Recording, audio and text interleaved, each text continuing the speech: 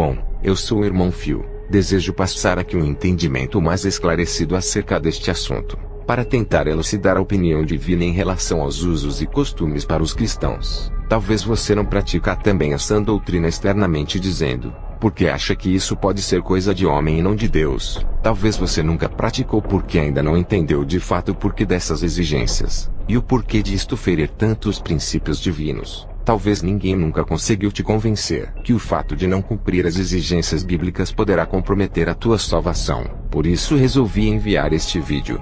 Lembre-se, Deus é santo, e o que fere a sua santidade sofre a devida punição sob a sua justiça infalível. Eu não costumo fazer menção dos meus atributos, mas quem sabe isto possa ajudá-lo a aceitar um pouco mais o que eu irei apresentar aqui. Sou professor de escola bíblica dominical, e também sou palestrante pela misericórdia de Deus. Vou relatar aqui tudo o que sei e o que entendi sobre o assunto, levando em consideração o ponto de vista alheio, pois entendo que fica difícil aceitar algo sem primeiro entender.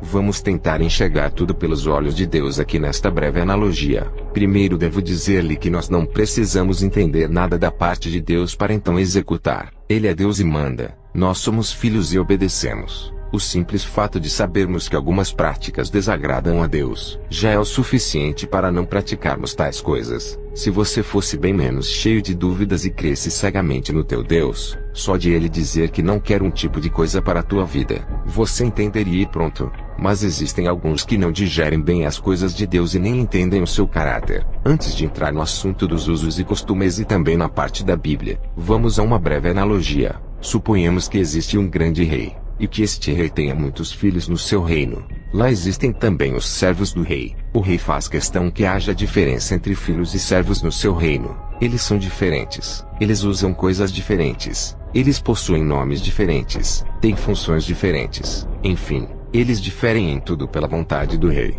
O servo é o servo em sua maneira de ser, e o filho é o filho em sua maneira de ser. Suponhamos agora que tenha ocorrido uma rebelião por parte de um dos principais servos do rei. Ele se rebelou e arrastou com ele a terça parte dos servos do rei, antes de ser abatido e sofrer o julgamento da parte do rei. O servo infiel conduz insistentemente a sua rebelião, e com todos aqueles que se aliaram a ele monta o seu próprio reino em uma parte vizinha daquela província. O servo infiel e rebelado tem um plano maquiavélico contra o rei. Ele decide que não irá guerrear contra o rei com escudos e espadas. Ele irá tentar desfazer o reino do bom rei através da persuasão verbal. Ele treina todos os seus aliados e os envia a missão de convencer os filhos do rei a passarem para o seu lado, incrivelmente sem precisar sair do território do rei. Para fazer isto é só fazer o seguinte: é só se vestirem como o servo rebelde se veste.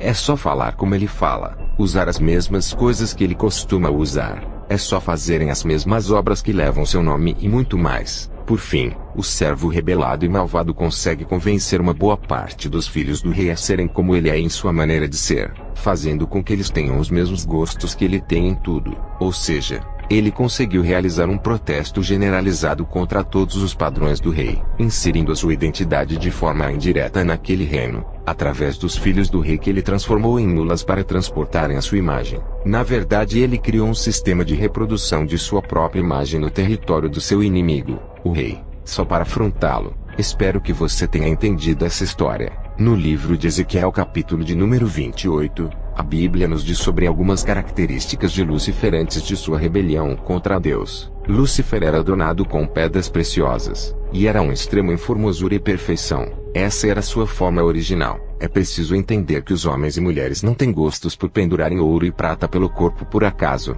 Eles são incitados por seres das trevas que outrora foram anjos no reino de Deus. Estes desejam criar nos seres humanos um tipo de projeção da imagem de Satã, seu chefe. Isto vale para quem se adorna com todos os tipos de metais e joias. Porque Lúcifer era assim, os anjos também possuem aspectos diferentes, uns como relâmpago, outros como fogo, como água. Também possuem formas animalescas. Eles têm cores diferentes, cabelos diferenciados, fios cor de ouro, de prata e de cobre, branco resplandecente, azul celeste. Os anjos no seu estado original, antes de sua queda, possuíam todas essas características em sua essência e formas, em suas cores e artigos de uso pessoal. Creio que as pessoas do século presente, há sem Cristo que têm o mundo em seu coração, estão sendo incitadas para usarem como os anjos usam para assumirem a natureza deles. Existem anjos coloridos, por isso as pinturas nas unhas e nos rostos das pessoas. Anjos têm adornos e pedras preciosas pelo corpo, por isso as mulheres e até os homens têm gosto por estas coisas. Todas estão com seres malignos no plano de fundo de suas vidas. Elas são induzidas pelo diabo a se perverterem contra os padrões de ordem e santidade do Senhor Jesus. Pessoas que usam joias, maquiagens, tranças e pinturas nos cabelos, toda sorte de artifícios pendurados, as que trancam o corpo com cadeias em quaisquer partes do corpo, as que usam saltos altos, objetos de adorno que perfuram o corpo, todas estão reprovadas por Deus com estas práticas seculares e pecaminosas. Há uma diferença entre anjo e ser humano estabelecida pelo próprio Deus. O anjo foi feito para representar a glória e o resplendor do Criador. Já o ser humano foi feito para representar a Deus em sua simplicidade. Anjo é anjo, e ser humano é ser humano. Um não pode querer ser igual ao outro, pois Deus não se agrada disso. Existem pessoas que também se tatuam. Elas fazem imagens de seres que consideram apenas mitológicos, quando na verdade são seres reais do mundo espiritual que estão em suas mentes. O espírito maligno convence a pessoa a imprimir uma imagem sua na pele humana. Dragões, gárgulas, gnomos, índias, serpentes aladas, pessoas que já morreram, imagens de famosos onde animais e quaisquer desenhos feitos sobre a pele são abomináveis ao Senhor. Estes são todos ídolos de suas mentes insanas, que através dessas janelas da alma os remetem ao passado ou alguma outra coisa que tem origem no ocultismo,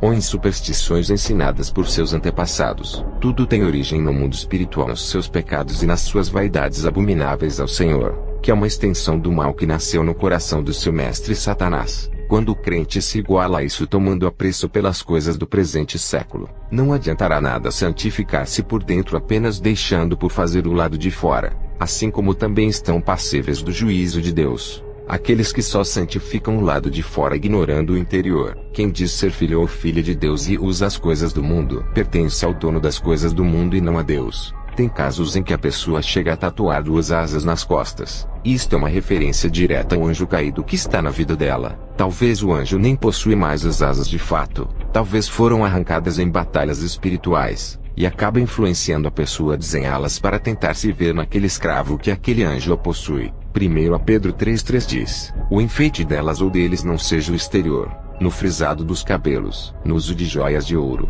na compostura de vestes. 1 Timóteo 2,9 diz que do mesmo modo as mulheres ou os homens se ataviem em traje honesto, com pudor e modéstia, não com tranças, ou com ouro ou pérolas, ou vestidos preciosos. Ezequiel 28, 13 ao 15 diz: estavas no Éden, jardim de Deus, toda pedra preciosa era a tua cobertura, a sardônia, o topázio, o diamante, a turquesa, o ônix, o jaspe, a safira, o carbúnculo, a esmeralda e o ouro. A obra dos teus tambores e dos teus pífaros estava em ti. No dia em que foste criado foram preparados. Tu eras querubim ungido para proteger, e te estabeleci. No monte santo de Deus estavas. No meio das pedras afogueadas andavas. Perfeito eras nos teus caminhos desde o dia em que foste criado, até que se achou iniquidade em ti. Êxodo 32, 1 ao 6 diz: mas vendo o povo que Moisés tardava em descer do monte, ajuntou-se o povo a Arão e disseram-lhe: levanta-te, faze-nos deuses que vão adiante de nós, porque quanto a este Moisés, a este homem que nos tirou da terra do Egito, não sabemos o que lhe sucedeu. E Arão lhes disse: arrancai os pendentes de ouro que estão nas orelhas de vossas mulheres e de vossos filhos e de vossas filhas e trazemos. Então todo o povo arrancou os pendentes de ouro que estavam nas suas orelhas e os trouxeram a Arão. E ele os tomou das suas mãos e formou ouro com um buril, e fez dele um bezerro de fundição. Então disseram: estes são teus deuses, ó Israel, que te tiraram da terra do Egito. E Arão, vendo isso, edificou um altar diante dele. E Arão apregoou e disse: amanhã será festa ao Senhor. E no dia seguinte madrugaram e ofereceram holocaustos, e trouxeram ofertas pacíficas. E o povo assentou-se a comer e a beber. Depois, levantaram-se a folgar. Gênesis 35, 1 ao 4 diz: depois disse Deus a Jacó: levanta-te, sobe a Betel e habita ali. Faze ali um altar ao Deus que te apareceu quando fugiste diante da face de Esaú teu irmão. Então disse Jacó à sua família e a todos os que com ele estavam: tirai os deuses estranhos que há no meio de vós e purificai-vos, e mudai as vossas vestes, e levantemo-nos e subamos a Betel, e ali farei um altar ao Deus que me respondeu no dia da minha angústia e que foi comigo no caminho que tenho andado. Então deram a Jacó todos os deuses estranhos que tinham em suas mãos e as arrecadas que estavam em suas orelhas, e Jacó os escondeu debaixo do carvalho que está junto a Siquém. Segundo a Reis 9:22 diz: E sucedeu que vendo Jorão a Jeú, disse: A paz, Jeú, e disse ele: Que paz, enquanto as prostituições da tua mãe Jezabel e as suas feitiçarias são tantas. Segundo a Reis 9:30-36 diz: E Jeú veio a Jezreel, o que ouvindo Jezabel,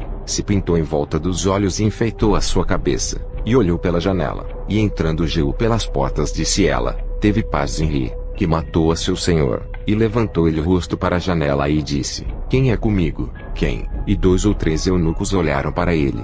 Então disse ele: Lançai-a de alto a baixo. E lançaram-na de alto a baixo, e foram salpicados com seu sangue a parede e os cavalos. E Jeú atropelou. Entrando ele, pois, e havendo comido e bebido, disse: Olhai por aquela maldita e sepultai-a, porque a filha de rei. E foram para sepultar, porém não acharam dela senão somente a caveira, e os pés, e as palmas das mãos. Então voltaram e lhe o fizeram saber, e ele disse: Esta é a palavra do Senhor, a qual falou pelo ministério de Elias o Tisbita, seu servo, dizendo: No pedaço do campo de Jezreel, os cães comerão a carne de Jezabel. Isaías 14:12-15 diz: Como caíste do céu, ó estrela da manhã, filha da alva, como foste lançado por terra, tu que debilitavas as nações, e tu dizias no teu coração: Eu subirei ao céu, e acima das estrelas de Deus exaltarei o meu trono, e no monte da congregação me assentarei, da banda dos lados do norte, subirei acima das mais altas nuvens e serei semelhante ao Altíssimo,